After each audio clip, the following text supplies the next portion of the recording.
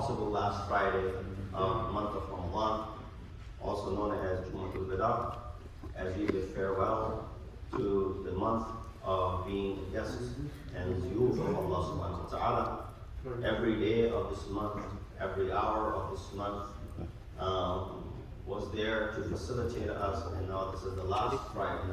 Now, importance of Friday as it is there and established that it's an Eid which comes to Mu'mineen on every week. Basically, this is an Eid which you get to have every single week. And of course, other merits of the day that are mentioned in the Riwayat.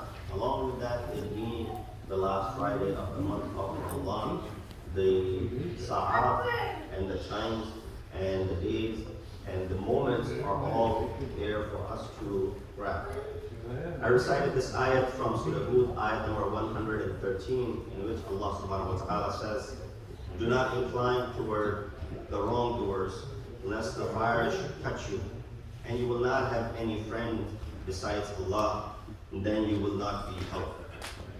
Surah Hud is chapter 11 in the Holy Quran, which was revealed in the last few days or the last days of the life of the Prophet, especially his life in the city of Makkah al-Mukarramah. And days in which Prophet had lost his companion, his helper, his uncle, his support, Hazrat Abu Talib ﷺ, and his beloved wife, Bibi Khadija salamullahi alayha. And the time and the life was very difficult for Prophet, personally speaking, as well as from the social aspect. Prophet said, the Surah Hud made me old. Shayyabani. He says, when something happens to certain individuals, which is painful, which is difficult to bear, it could be a moment that when a person loses a loved one. It could be a moment when a person loses his wealth. It could be a moment when a person has something other shocking that happens to them. That one moment makes you old. You age because of that moment. And I give this example all the time that when fourth Imam Zainul Abidin came back from Karbala, when he went to Karbala, Imam was 21 years old. If you look at that, he was born in the year 38 after Hijrah. Karbala takes place in 61 Hijrah. Imam is 23 years old. And then, if you take the riwayat of them coming back after a year, even then Imam was only 24 years old. But when he came back, Muhammad Hanafiya could not recognize Imam because of the physical and, of course, the way Imam had aged in that period that they were in Karbala and afterwards.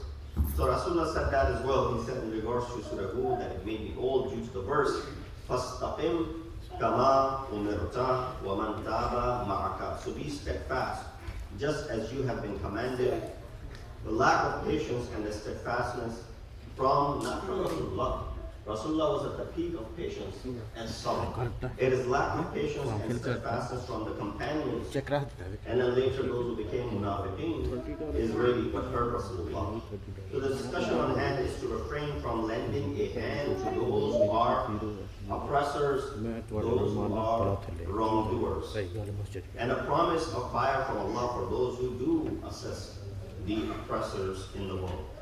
Showing love and affection to oppressors and obeying them is amongst the signs of rukun, as it mentioned over here, inclination, that you are leaning toward them, and you're leaning toward injustice. And we know that can be done not necessarily, bearing arms and going in their camp to support them that way. Allahu Akbar, Allah.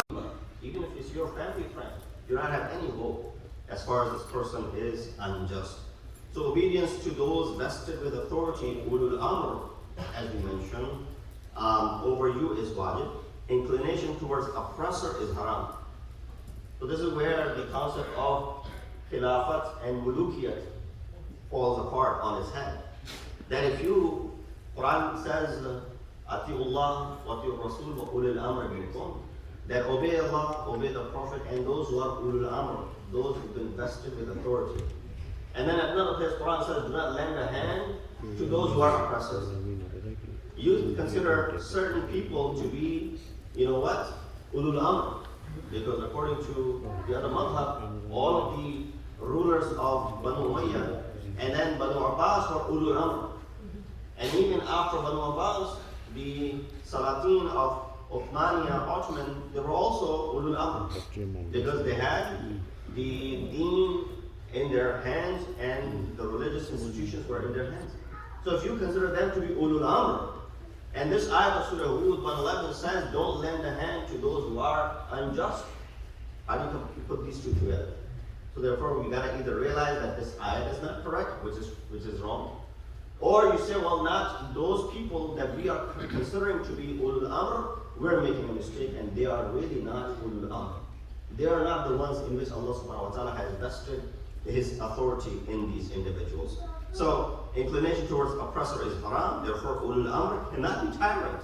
So the moment you find someone whom you have labeled as ulul amr to be tyrant and oppressive, understand that you have made a mistake. Rather, he should be infallible.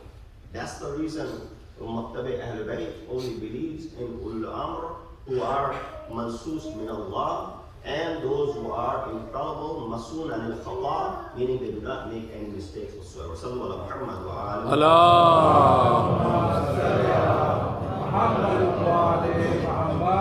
Muhammad mentions that he says, oppose the oppressor and support the oppressed.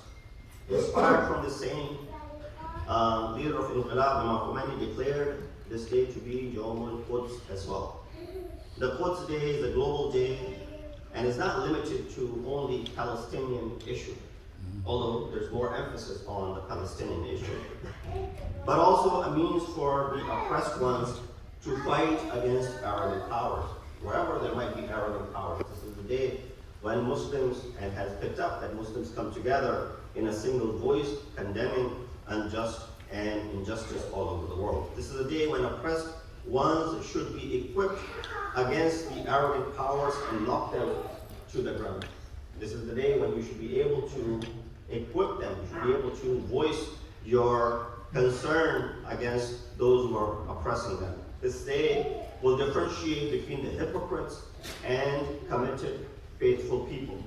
The committed ones acknowledge this day as the day for those who are being oppressed, such as the issue of Palestine, and in the recent past, what you have seen, that even if you have anything, against the Palestinian, but at least you look at who is oppressing them, is the power, Israeli power, which is given this open hand to go ahead and commit any type of crime that they want.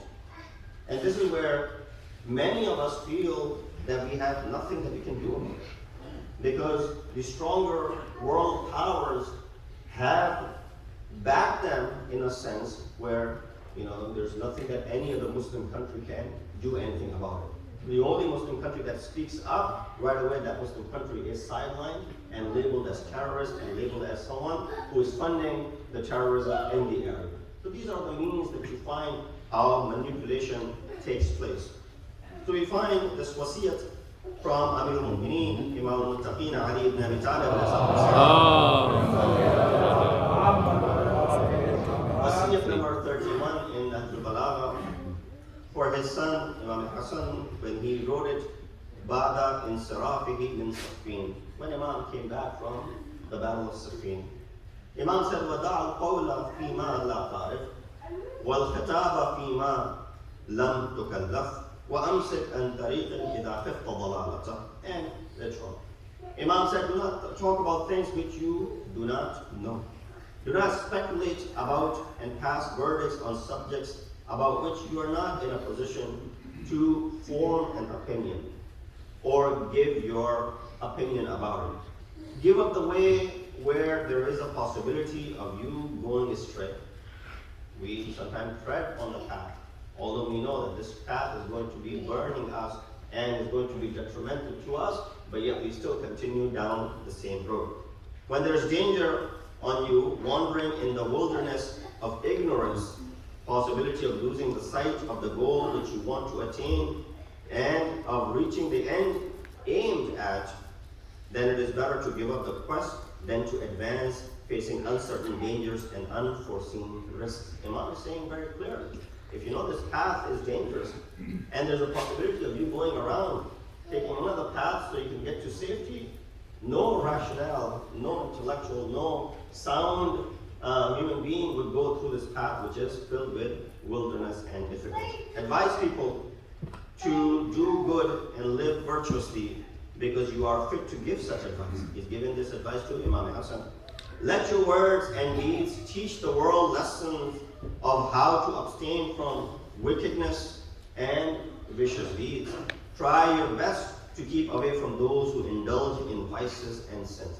And this is, of course, Imam giving this advice to Imam Hassan, but in reality, he's giving this advice to all of us. That every single day when we are facing such calamities, this is how you deal with it. One of the problems of the society today is that non-professionals are giving verdicts about Islam. Media has played a major role in this. Misrepresentation of Islam is increasing, whether it's through their words or through their actions of these so-called Muslims.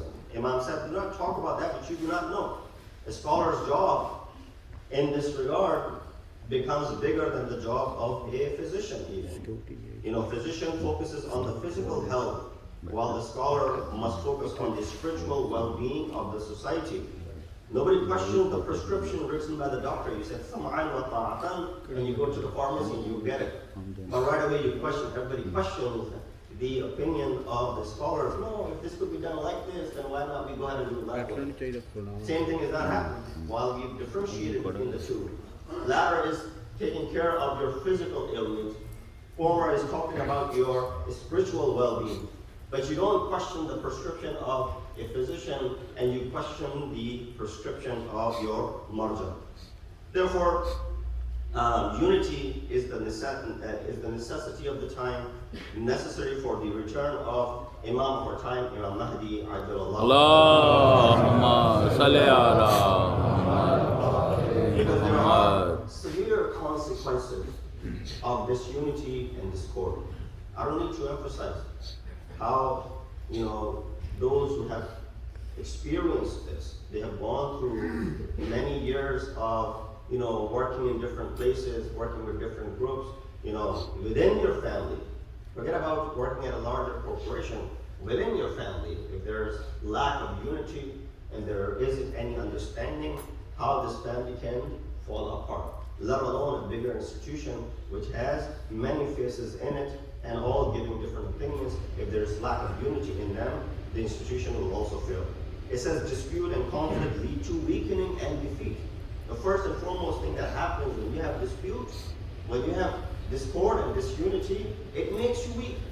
Simple as that. Remember the story of Luqman?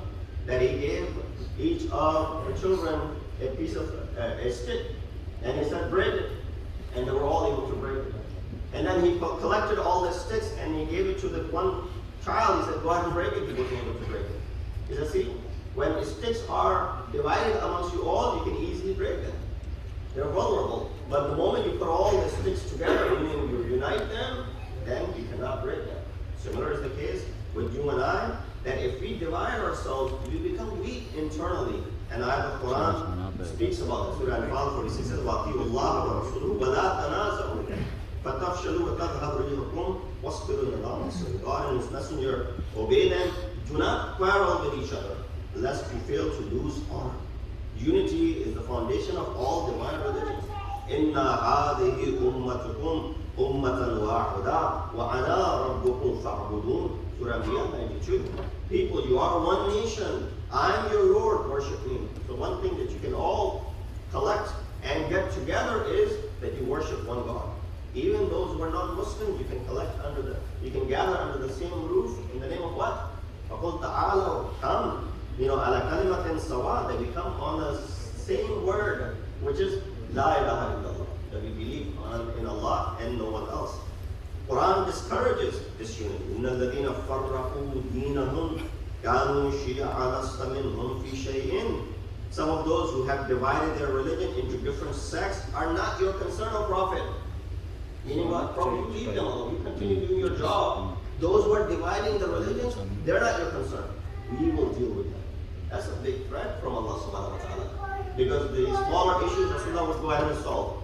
But when it came to this unity and discord, Rasulullah would say, look, you silent, you sit back. You stop, don't worry about it. We will take care of these people ourselves. Meaning when Allah wants to take hands and matters in His own hands, then you wait for the severity of it.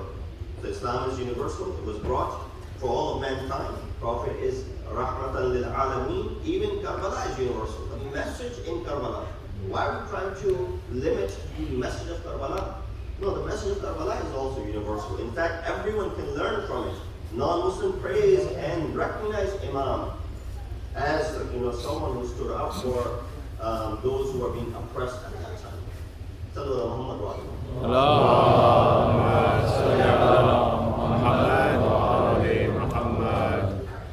So the last Friday of the holy month of Ramadan, bidding farewell is the right of someone who is friendly towards it. वो शख्स जो रमज़ान से मानूस था, that when you were, you saw the month and you experienced the month and you looked and you practiced and you did things which are, recommended during this month. Otherwise, the one who wasn't even with this month has no right to bid farewell. You will say goodbye to friends and family, people whom they have known for some time. But for the one who didn't even realize when Shahr Ramadan came, when it ended, why it came, doesn't deserve to bid farewell to this month. If you don't know, if you didn't experience it, you didn't see it, you were just, waking up and sleeping and staying away. It is possible those who, because of physical, ailments, are unable to fast. It's not speaking about those people who are unable to fast. Because even if you can't fast, you can be fasting by giving this fidyah. So those who have physical ailments, they are unable to fast. What they can do, give fidyah, and they are actually part of the group which is actually fasting. So you're all there, even if you're not participating in the daily fast. But this is being meant something else. Ramadan was not just the obligation of fasting during the month. Ramadan's bigger objective was to cleanse and purify you through the blessings of this month. Yes, if you fasted, then nurun ala nur, because you were able to deprive yourself from food and other things, by which there was an extra effort that you put in order to clarify and cleanse yourself. Sixth Imam Jafar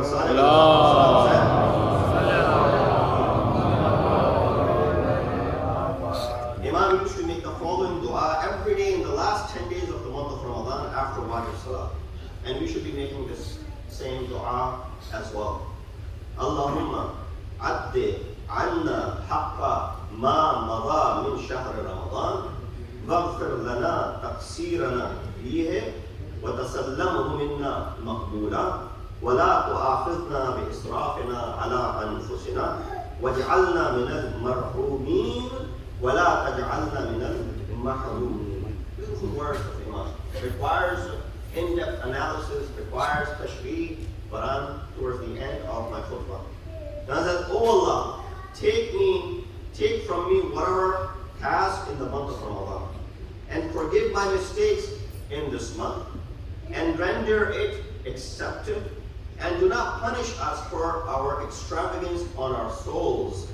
Make us among those who are shown mercy, meaning marhumeen, and not amongst those who are mahrumeen, meaning those who are deprived of your mercy. To conclude with this tradition of Imam, that we also make this dua that Allah subhanahu wa ta'ala gives us a tawfiq and ability that this last Friday of the month of Ramadan we're able to, whatever amount of days that are remaining. Usually what you see is a drop in attendance. That once a person goes through this month, after the 23rd day of the month of Ramadan, brother, you can do that afterwards. Sallu ala Muhammad wa ala Muhammad. Because people are focused on you right now. People are watching you right now. Sallu ala Muhammad wa ala Muhammad.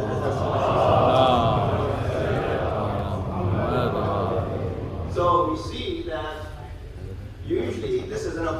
I'm sure all of you will recognize this too. That throughout the month, mashallah, people show up at the time of iftar, they're here, masjid is packed, masjid is, filled with the musallin, those who are praying, reading dua, and mashallah, last night, we were here till Salatul Fajr, the hall was packed. But what is observed is that come the 24th of Ramadan, and it all goes empty. As if that Ramadan ended with the Shab al-Qadr. And now next time you see people is after, Jumma wadaa, you'll see them on the day of Eid.